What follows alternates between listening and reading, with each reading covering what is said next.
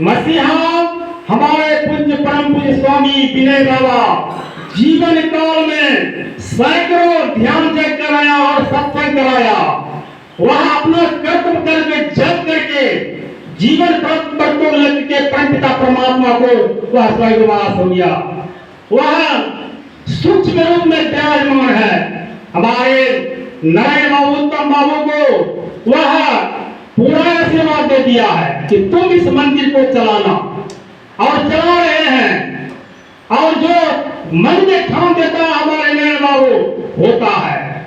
हमारे परम पूज्य स्वामी विनय बाबा को हस्त चक्र था, उनको जहां वह झंडा गाड़ देता था और जो वचन कह देता था उसको पूरा कर देता था। क्या दावा था, हम 6 वर्ष उनके साथ चले और कठिन से कठिन रास्ते में उसके साथ चलते थे। हम थक जाते थे जब हम चले कर हम नहीं जाएंगे आपके साथ, तो कहा हो समझ गया, बहुत दिन जो तुम खाया तुमको घर का याद आ गया, ऐसा सवाल कर देता था कि फिर उनके पास में चलने लगते थे। ऐसे महात्मा थे वे हमारे विनय बाबा। हम देखते थे कि जो विदाई दे दिया उसको कभी उलट के हाथ में लिया, जो साफ बताते रख लो, उन्हीं का रखो तुम, वो अपने हाथ से नहीं पकड़ता था। उसी तरह हमारे जो महर्षि साहिब स्वामी जी महाराज आते थे और कहे जाते थे, देखते थे कि पैसा को क्या दिया नहीं दिया, वे देखता है वो लौट के चले जाते थे। और महर्षि साहिब स्वामी जी महाराज देखा हमारे गांव में एक सत्संग मंच का निर्माण किया।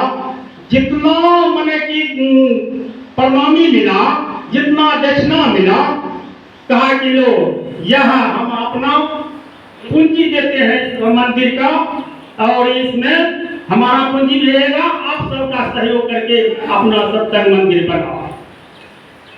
ऐसा था हमारे परम पूज्य अनुभवानंद बाबा का कोई महर्षि साहिब स्वामी जी महाराज कहानी कहते थे अरिया जिला का, कि एक माई बहुत गरीब था, एक के घर में रहते थे, एक के घर में एक बकरी रखता था। और बाबा को क्या कहता, हजूर महर्षि साहिब स्वामी, हजूर हमरो यहाँ सत्संग कर दीजिए हजूर। तुम महर्षि साहिब स्वामी जी महाराज कहा कि जाओ चतुराम बाबा कहना कह देगा तो कर देंगे। कहा कि तुम माई गया चतुराम बाबा को, चतुराम बाबा कहता बाबा अपने कल के बाबा की जो अपने कह दो सत्संग है, क्योंकि जब बाबा कर ही दिया तो हमको क्या, तो बाबा कर दिया तो चलो हो जाएगा तुम्हारे सत्संग, हो कह दिया तो वो हो गया। यहाँ से माई गया अपने गुस्सा साथ गाँव कर दिया, सब गाँव को वाले को हमारे यहाँ बाबा सत्संग करते थे, तोरा यहाँ रहेगी ठेकाने दे सत्संग, फिर विश्वास मगर दे बाबा पहाड़िया जिला प्रोग्राम करके माई के हम वचन दे दिया। सुबह का पहर आ गया है, गाँव में बूढ़ी माँ झंडा लेकर के अपने 10 को माई लेकर के खाए बाबा आएंगे, एकदम सदगुरु जाते हैं। वही घर में एक घर था, बकरिया वाला घर को खूब नीक पोत करके मैंने के इकट्ठा कर दिया, और उसी में बाबा को विश्राम दे दिया, उसी में चलवा रहा, उसी में के घर में सब था बकरी बन, और बकरिया को बांध दिया था पछुआ। सवेरे पड़ गया, सभी सेवक लोग निकलते फैसिलिटिया का क्रीच मार के चलता है, बताओ देखिए बाबा जैसे तैसे वो प्रोग्राम दे देता है, नहीं रहने का देता बकरी दे देता कार्य सत्संग करना, इसको घर हमको रहना है यहाँ पर, जैसा हो वैसा कर लो, जिसको जहाँ पता जाओ किसी दरवाजे पर रहो, सत्संग करके फिर चलना है। सत्संग सवेरे पर उस माई के यहाँ गुरु महाराज सब स्तुति गिनती होने लगा। स्तुति गिनती होते होते बस जब कि आरती लग गया, बाबा को तो गया विश्राम में, बस आ गया झोर पड़ने लगा।